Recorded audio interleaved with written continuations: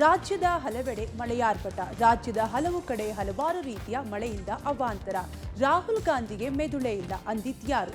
ಕಾಂಪೌಂಡ್ಗೆ ಡಿಕ್ಕಿ ಹೊಡೆದ ಬಸ್ ತಪ್ಪಿದ ಭಾರಿ ಅನಾಹುತ. ಜೊತೆಗೆ ಕಾಫಿ ತೋಟದಲ್ಲಿ ಕಾಡಾನೆಗಳ ಉಪಟಳ. ಎಲ್ಲವನ್ನು ನೋಡೋಣ ಕರ್ನಾಟಕ ಟಾಪ್ 20ಯಲ್ಲಿ. ಬೆಳಗಾವಿ ಭಾಗದ ಜನರ ಬಹುದಿನದ ಬೇಡಿಕೆಯಾಗಿದ್ದ ವಂದೇ ಭಾರತ್ ರೈಲು ಇಂದು ಆರಂಭವಾಗಿದೆ. ಬೆಂಗಳೂರಿನ ಕ್ರಾಂತಿವೀರ ಸಂಗೊಳ್ಳಿ ರಾಯಣ್ಣ ರೈಲು ನಿಲ್ದಾಣದಿಂದ ಪ್ರಧಾನಿ ಮೋದಿ ಬೆಂಗಳೂರು ಟು ಬೆಳಗಾವಿ ವಂದೇ ಭಾರತ್ ಟ್ರೈನ್ಗೆ ಚಾಲನೆ ನೀಡಿದರು. ರೈಲಿನ ಒಳಹೋಗಿ ಪ್ರಯಾಣಿಕರು ಮಕ್ಕಳೊಂದಿಗೆ ಪ್ರಧಾನಿ ಮೋದಿ ಸಂವಾದ ನಡೆಸಿದರು. ರೈಲ್ವೆ ಸಚಿವ ಅಶ್ವಿನ್ ವೈಷ್ಣವ್, ವಿ ಸೋಮಣ್ಣ, ಸಿಎಂ ಸಿದ್ದರಾಮಯ್ಯ, ಡಿಸಿಎಂ ಡಿಕೆ ಶಿವಕುಮಾರ್ ಜೊತೆ ಇದ್ದರು. ನಾಗ್ಪುರದ ಅಜ್ನಿ, ಪುಣೆ ಹಾಗೂ ಅಮೃತಸರ ಶ್ರೀ ಮಾತಾ ವೈಷ್ಣೋದೇವಿ ಖಾತ್ರಾ ಮಧ್ಯೆ ನೂತನ ವಂದೇ ಭಾರತ್ ರೈಲುಗಳಿಗೂ ಹಸಿರು ನಿಶಾನೆ ತೋರಿದರು. ಇನ್ನು ನಾಳೆಯಿಂದ ಬೆಂಗಳೂರು ಟು ಬೆಳಗಾವಿ ವಂದೇ ಭಾರತ್ ರೈಲು ಸಂಚಾರ ಮಾಡಲಿದ್ದು, ಈ ರೈಲು 8 ಜಿಲ್ಲೆಗಳ ಮೂಲಕ ಹಾದು ಹೋಗಲಿದೆ. ಬುಧವಾರ ಹೊರತುಪಡಿಸಿ ವಾರದ 6 ದಿನ ಈ ರೈಲು ಸಂಚರಿಸಲಿದೆ. ಕಿತ್ತೂರು ಕರ್ನಾಟಕ, ದಕ್ಷಿಣ ಕರ್ನಾಟಕದ ಮೂಲಕ ರಾಜ್ಯ ರಾಜಧಾನಿ ಸಂಪರ್ಕಿಸಲಿದೆ. ಬೆಳಗಾವಿಯಿಂದ ಬೆಳಗ್ಗೆ 5:20ಕ್ಕೆ ಹೊರಟು ಮಧ್ಯಾಹ್ನ 1:50ಕ್ಕೆ ಬೆಂಗಳೂರು ತಲುಪುವ ಟ್ರೈನ್ ಮಧ್ಯಾಹ್ನ 2:20ಕ್ಕೆ ಬೆಂಗಳೂರಿನಿಂದ ಹೊರಟು ರಾತ್ರಿ 10:40ಕ್ಕೆ ಬೆಳಗಾವಿ ತಲುಪುವ ಟ್ರೈನ್ ತುಮಕೂರು, ದಾವಣಗೆರೆ, ಹಾವೇರಿ, ಹುಬ್ಬಳ್ಳಿ, ಧಾರವಾಡ ನಡುವೆ ಸಂಪರ್ಕಿಸಲಿದೆ.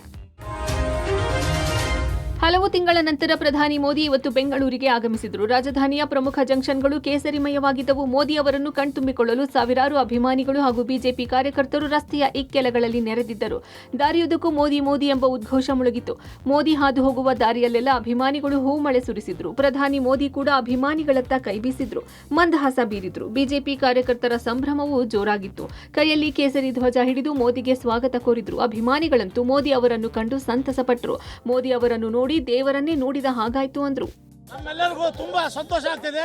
ಹಬ್ಬದ ವಾತಾವರಣ, ಈ ದೇಶದ ದೊರೆ ಬರ್ತಾ ಇದ್ದಾರೆ ಅಂತ ಹೇಳಿ ನಾವೆಲ್ಲರೂ ತುಂಬಾ ಉತ್ಸುಕತೆಯಿಂದ, ತುಂಬಾ ಉತ್ಸಾಹದಿಂದ ಕಾರ್ಯಕರ್ತರು ಅವರನ್ನ ಸ್ವಾಗತಿಸ್ತಾ ಇದ್ದೀವಿ. ಮೋದಿ ಬಂದ್ರೆ ತುಂಬಾ ಖುಷಿ ಆಗ್ತಾ ಇದೆ. ತುಂಬಾನೇ ಖುಷಿ ಆಗ್ತಾ ಇದೆ. ತುಂಬಾ ಖುಷಿ ಸರ್ ನಮಗೆ ಮೋದಿ ಬರೋದ್ರಿಂದ. ವಿಶ್ವಮಾನವ ಬರ್ತಿದ್ದಾರೆ ಅಂತಂದ್ರೆ ಸಿಕ್ಕಾಪಟ್ಟೆ ಖುಷಿ ಆಗಿದೆ. ಅವರು ನೋಡಕ್ಕೆ ನಾವೆಲ್ಲ ಕಾಯ್ತಾ ಇದೀವಿ. ಆದ್ರೆ ಎಲ್ಲ ಪರವಾಗಿಲ್ಲ ಸರ್, ನಮ್ಮ ಪ್ರೈಮ್ ಮಿನಿಸ್ಟರ್ ಬರ್ತಾ ಇದ್ದಾರೆ. So at least this first time ನಾವು ನೋಡ್ತಾ ಇರೋದು. ಸೊ ಅಟ್ಲೀಸ್ಟ್ ಒಂದು ಗ್ಲಾನ್ಸ್ ಆದರೂ ನೋಡೋಕ್ಕಾದ್ರೆ ನಮ್ಗೆ ತುಂಬ ಸಂತೋಷ. ಮಳೆ ಎಲ್ಲ ಪರವಾಗಿಲ್ಲ. ಹೌದು, ನಮಗೆ ನರೇಂದ್ರ ಮೋದಿ ಅಂತ ನಮ್ಗೆ ಎಷ್ಟು ಹೇಳ್ತಾ ಇದ್ದಂಗೆ ಈ ಮಳೆನೂ ನಮ್ಗೆ ಲೆಕ್ಕಕ್ಕೆ ಇಲ್ಲ ಅಂತದ್ದು. ಎಂದಕ್ಕೆ ಅಂದರೆ ನಮ್ಗೆ ಇಂಥ ಪ್ರಧಾನಮಂತ್ರಿ ಪಡೆಯೋದಕ್ಕೆ ನಾವು ಅದೃಷ್ಟ ಮಾಡಿದ್ವಿ ನಮ್ಮ ದೇಶ, ನಮ್ಮ ಭಾರತ ದೇಶದಲ್ಲಿ.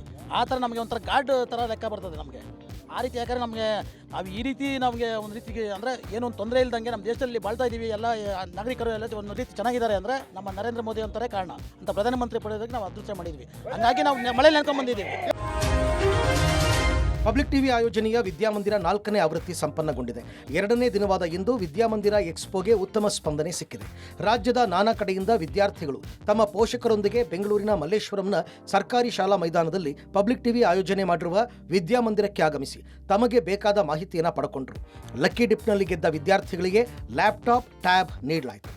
ತುಂಬ ಯೂಸ್ಫುಲ್ ಆಗಿದೆ. ಲೈಕ್ ಎಲ್ಲ ಕಡೆ ಸಪ್ರೇಟಾಗಿ ಒಂದು ಕಡೆ ಎಲ್ಲ ಡಿಫ್ರೆಂಟ್ ಡೈರೆಕ್ಷನ್ಸಲ್ಲೇ ಇರುತ್ತೆ. ನಾವೇ ಒಂದು ಲೊಕ್ಯಾಲಿಟಿಲಿ ಇರ್ತೀವಿ. ಸೊ ಅದು ಒಂದೇ ಕಡೆ ಎಲ್ಲರೂ ಬಂದಿರೋದ್ರಿಂದ ಇಟ್ ಈಸ್ ಯೂಸ್ಫುಲ್. ಮುಂದೆ ಎಮ್.ಟೆಕ್ ಪ್ಲೇಸ್ಮೆಂಟ್ ಆದ್ರೆ ಇದೆ, ಇಲ್ಲಾಂದ್ರೆ ಎಮ್.ಟೆಕ್ ತುಂಬಾ ಯೂಸ್ಫುಲ್ ಅನಿಸ್ತು. ಬಂದಿತ್ತು ಯಾವ್ಯಾವ ಕೋರ್ಸಸ್ ಇದೆ, ಯಾವ್ದು ಬೆಸ್ಟ್ ಇರುತ್ತೆ ತೊಗೊಂಡ್ರೆ ಎಲ್ಲ ಕ್ಲಿಯರ್ ಆಗಿ ಐಡಿಯಾ ಸಿಗುತ್ತೆ. ಎಲ್ಲ ಕಾಲೇಜಸ್ಗೂ ಹೋಗಿ ವಿಸಿಟ್ ಮಾಡೋದಕ್ಕಿಂತ ಒಂದೇ ಜಾಗದಲ್ಲಿ ಎಲ್ಲ ಕಾಲೇಜಸ್ ಬಗ್ಗೆ ತಿಳ್ಕೊಂಡೋದ್ರು. ಫ್ರೀ ಸ್ಟ್ರಕ್ಚರು ಹೇಗಿದೆ, ಕಾಲೇಜು ಪ್ಲೇಸ್ಮೆಂಟ್ಸ್ ಎಲ್ಲ ತಿಳ್ಕೊಳ್ಳೋಕೆ ಒಂದು ಈಸಿ ಪ್ಲಾಟ್ಫಾರ್ಮ್ ಮಾಡಿಕೊಟ್ಟಿದ್ದೀರಾ. ನಮ್ಮ ಹುಡುಗರು ಕಾಲೇಜಿಗೆ ಸೇರ್ಸೋಣ ಅಂತ ಖುಷಿ ಆಗ್ತಿದೆ ತುಂಬ. MCA ಒಂದು 5-6 ಕಾಲೇಜ್ ಇದು ಮಾಡ್ಕೊಂಡಿವಿ. ಮನೆಗೆ ಹೋಗಿ ಚಾಯ್ಸ್ ಮಾಡ್ಕೊಂಡು ಇದು ಮಾಡೋಣ ಅಂತ ಮಾಡಿ. ಚೆನ್ನಾಗಿದೆ. ಕಾಲೇಜಸ್ಸಿಂದ ಒಂದೇ ಪ್ಲಾಟ್ಫಾರ್ಮಲ್ಲಿ ಬರ್ತಿರೋದ್ರಿಂದ ತುಂಬ ಚೆನ್ನಾಗಿ ಅನಿಸ್ತಿದೆ. ಬೇರೆ ಕಾಲೇಜಸ್ ಬಗ್ಗೆ ತಿಳ್ಕೊಬೋದು. ಬೇರೆ ಕಾಲೇಜಸ್ ಅಂದರೆ ಇವಾಗ ಒಂದೊಂದು ಕಾಲೇಜ್ ಒಂದೊಂದು ಏರಿಯಾದಲ್ಲಿರುತ್ತೆ, ಹೋಗೋದಕ್ಕಾಗಲ್ಲ ಕೆಲವೊಬ್ಬರಿಗೆ. ಸೊ ಇಲ್ಲಿ ಒಂದೇ ಪ್ಲಾಟ್ಫಾರ್ಮ್ ಆಗಿರೋದ್ರಿಂದ like it's a good. Public ಟಿವಿಗೆ ತುಂಬ ಥ್ಯಾಂಕ್ಸ್. ರಂಗನಾಥ್ ಸರ್ಗೆ ತುಂಬ ಥ್ಯಾಂಕ್ಸ್ ಇದು ಯೋಜನೆ ಮಾಡೋದಕ್ಕೆ. ತುಂಬ ಹೆಲ್ಪ್ಫುಲ್ ಆಗ್ತಿದೆ.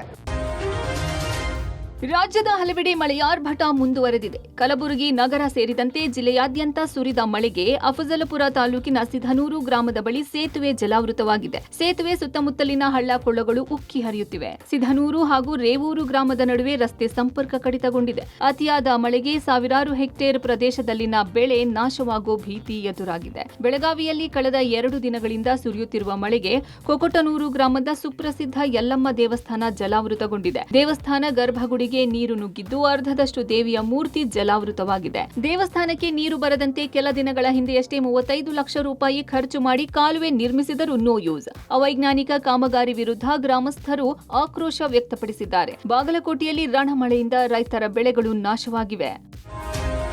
ಕರ್ನಾಟಕದಲ್ಲಿ ಮತಗಳ್ಳತನವಾಗಿದೆ ಎಂಬ ರಾಹುಲ್ ಗಾಂಧಿಯ ಆರೋಪ ರಾಜ್ಯ ರಾಜಕೀಯದಲ್ಲಿ ಸಾಕಷ್ಟು ಆಕ್ರೋಶಕ್ಕೆ ಕಾರಣವಾಗಿದೆ. ಈ ಹೊತ್ತಲ್ಲೇ ಸಿದ್ದರಾಮಯ್ಯ ಬಾದಾಮಿಯಲ್ಲಿ ಮತವನ್ನ ಖರೀದಿಸಿ ಗೆದ್ದಿದ್ದು ಎಂಬ ಸಿಎಂ ಇಬ್ರಾಹಿಂ ಹೇಳಿಕೆ ಸಂಚಲನ ಮೂಡಿಸಿದೆ. ಇದೇ ವಿಚಾರವಾಗಿ ಶಾಸಕ ಯತ್ನಾಳ್ ರಿಯಾಕ್ಟ್ ಮಾಡಿದ್ದು, ಸಿದ್ದರಾಮಯ್ಯನವರ ಸ್ನೇಹಿತನೇ ಹೇಳಿದ್ದಾನಲ್ಲ, ಇನ್ನೊಂದೆರಡು ವರ್ಷ ಇರಿ, ಜಮೀರ್ ಅಹಮದ್ ಖಾನ್ ಕೂಡ ಹೇಳ್ತಾನೆ ಅಂತ ಕಾಲೆಳೆದಿದ್ದಾರೆ. ಇತ್ತ ರಾಹುಲ್ ಗಾಂಧಿ ಒಬ್ಬ ದೊಡ್ಡ ಬಚ್ಚ, ಅವರಿಗೆ ಮೆದುಳೇ ಇಲ್ಲ, ಎಲ್ಲರಿಗೂ ತಲೆಯಲ್ಲಿ ಮೆದುಳಿದ್ರೆ ರಾಹುಲ್ ಗಾಂಧಿಗೆ ಮೊಣಕಾಲ್ನಲ್ಲಿ ಮೆದುಳಿದೆ ಅಂತೇಳಿ ಲೇವಡಿ ಆಡಿದ್ರು. ಇನ್ನು ಸಚಿವ ಎಂಬಿ ಪಾಟೀಲ್ ರಾಹುಲ್ ಗಾಂಧಿ ಡಿಜಿಟಲ್ ದಾಖಲೆಗಳನ್ನು ಕೇಳಿದ್ದಾರೆ.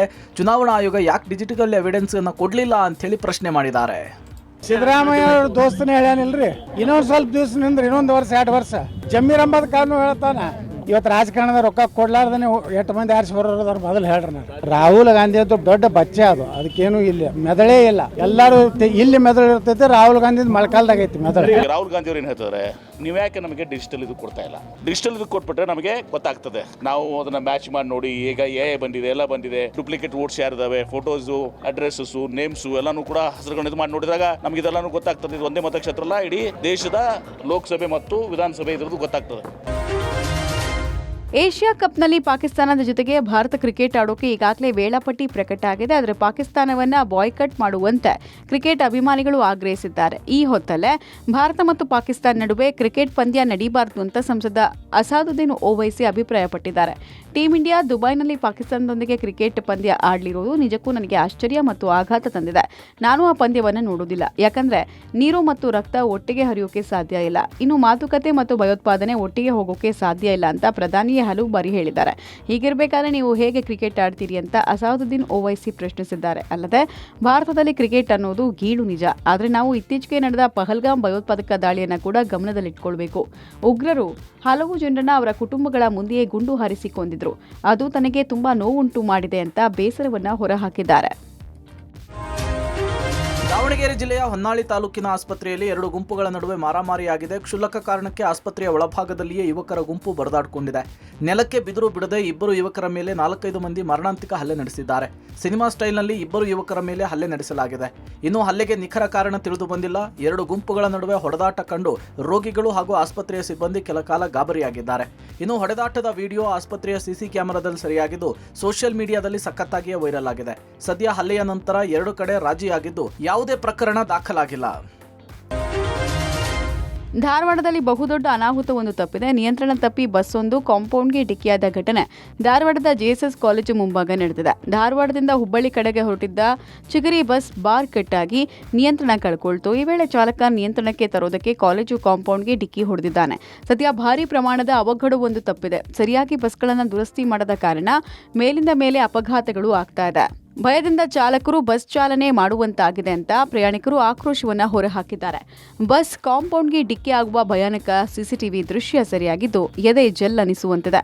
ಸ್ಥಳಕ್ಕೆ ಧಾರವಾಡ ಸಂಚಾರಿ ಪೊಲೀಸರು ಭೇಟಿ ಕೊಟ್ಟು ಪರಿಶೀಲನೆ ನಡೆಸಿದ್ದಾರೆ.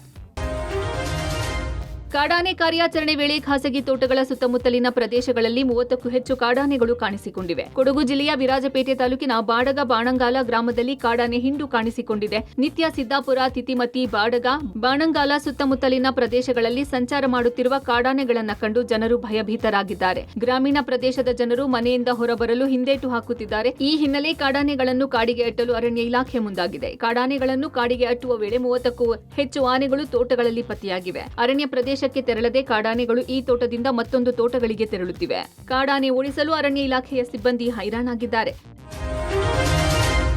ಮಂತ್ರಾಲಯದ ಗುರು ರಾಘವೇಂದ್ರ ಸ್ವಾಮಿಗಳ ಆರಾಧನಾ ಮಹೋತ್ಸವ ವಿಜೃಂಭಣೆಯಿಂದ ನಡೆಯಿತು. ರಾಘವೇಂದ್ರ ಸ್ವಾಮಿಗಳು ವೃಂದಾವನಸ್ಥರಾಗಿ 354 ವರ್ಷಗಳು ಕಳೆದಿರುವ ಹಿನ್ನೆಲೆ ಮಂತ್ರಾಲಯದಲ್ಲಿ ವಿಜೃಂಭಣೆಯಿಂದ ಪೂರ್ವಾರಾಧನೆ ನೆರವೇರಿತು. ಬೆಳಗ್ಗಿನಿಂದಲೇ ನಾನಾ ಪೂಜಾ ಕೈಂಕರ್ಯಗಳು ನಿರಂತರವಾಗಿ ನಡೆಯುತ್ತಿವೆ. ರಾಯರ ದರ್ಶನಕ್ಕಾಗಿ ಸಾವಿರಾರು ಮಂದಿ ಭಕ್ತಾದಿಗಳು ಆಗಮಿಸಿ ರಾಯರ ಕೃಪೆಗೆ ಪಾತ್ರರಾದರು. ಇದೇ ವೇಳೆ ರಾಘವೇಂದ್ರ ಸ್ವಾಮಿಗಳು ರಚಿಸಿದ್ದ ಪರಿಮಳ ಗ್ರಂಥವನ್ನು ಪಲ್ಲಕ್ಕಿಯಲ್ಲಿಟ್ಟು ಪಲ್ಲಕ್ಕಿ ಉತ್ಸವ ನಡೆಸಲಾಯಿತು.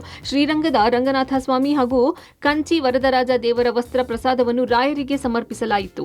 ರಾಯರ ಅಲಂಕಾರ ಎಲ್ಲರ ಕಣ್ಮನವನ್ನು ಸೆಳೆಯಿತು.